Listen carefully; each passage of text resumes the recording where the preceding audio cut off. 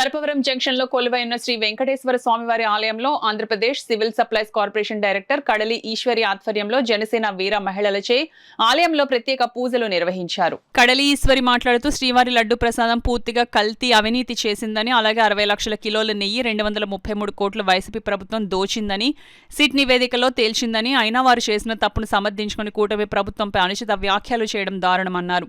కూటమి ప్రభుత్వం చేసిన అభివృద్ధిని చూసి ఓర్వలేక నాయకుల పైన ప్రభుత్వం పైన బురద జల్లే ప్రయత్నం చేస్తుందని అన్నారు. ఈ కార్యక్రమంలో జనసేన వీర మహిళా నాయకురాలు అనసూరి రాజకుమారి, లక్ష్మీదేవి, హేమ గంగోత్రి, జాహ్నవి, భువనేశ్వరి, రోజా, హారతి, సుమ, ఆశాజ్యోతి, జనసేన పార్టీ నాయకులు, మహిళలు పాల్గొన్నారు.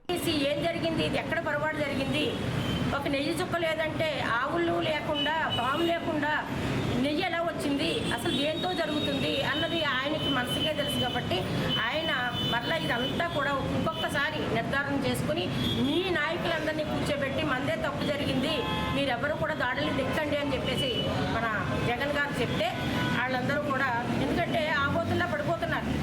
వాళ్ళ తప్పు జరిగి కూడా తప్పు జరగలేదు, నేతి చుక్క కూడా లేదు అంటున్నారు. నేతి చుక్క లేదు కరెక్టే, కానీ ఏముంది అందులో?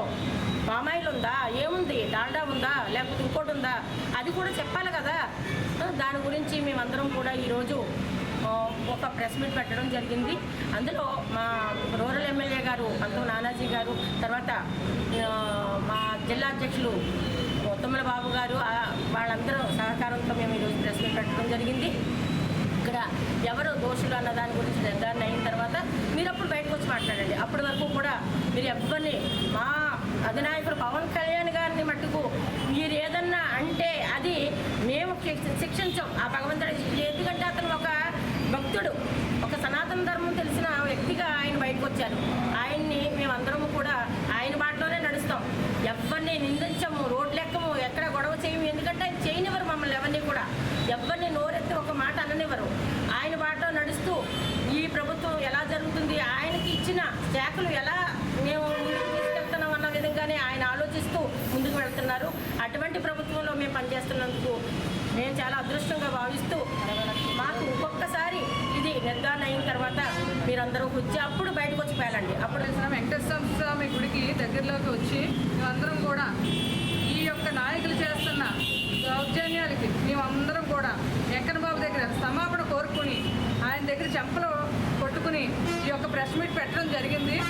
ఎంత అన్యాయం అంటే 60 లక్షల కిలోల నెయ్యి 233 కోట్లు అడ్డగోలుగా దెబ్బేసి మరి వీళ్ళు రోడ్డెక్కి మరి వీళ్ళు చేస్తున్న రాద్ధాంతాలు చూసి మాకైతే చాలా చేయాలని ఉంది, రోడ్డు మీద కూడా ఎక్కి.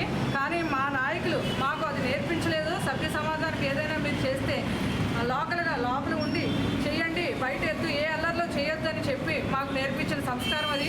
మేము అలానే చేస్తున్నాం. లోపల ఇక్కడ ఇలా ప్రెస్ మీట్ పెట్టి సింపుల్గా చేస్తున్నాం. మాకు వచ్చు దౌర్జన్యాలు చేయడం, అన్నీ చేయడం కూడా, కానీ మేము అలా చెయ్యం. మా పద్ధతి అది కాదు, మా జనసేన యొక్క తత్వం అది కాదు.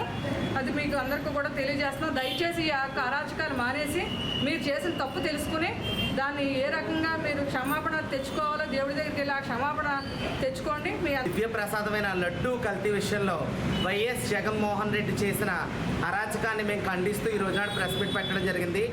60 లక్షల కేజీల నెయ్యి కల్తీ జరగడం చాలా పెద్ద స్కాము, ఎంతో దౌర్జన్యం, ఎంతో ఒకనొకప్పుడు లడ్డూ కల్తీ విషయంలో మా అధినాయకుడు పవన్ కళ్యాణ్ గారు ప్రాయశ్చిత్త దీక్ష చేసినప్పుడు వైసీపీ నాయకులు, వైసీపీ గోండాలు వాళ్ళ అరాచకంతో వాళ్ళు ఎంతో ఎట్టేవా చేశారు. ఈ రోజునాడు సిట్ ఇచ్చిన ఒక నివేదికను బట్టి అసలు నెయ్యిలోనే ఒక డ్రాప్ కూడా నెయ్యి లేకుండా రసాయనాలతో నెయ్యి కల్తీ జరగడం జరిగింది.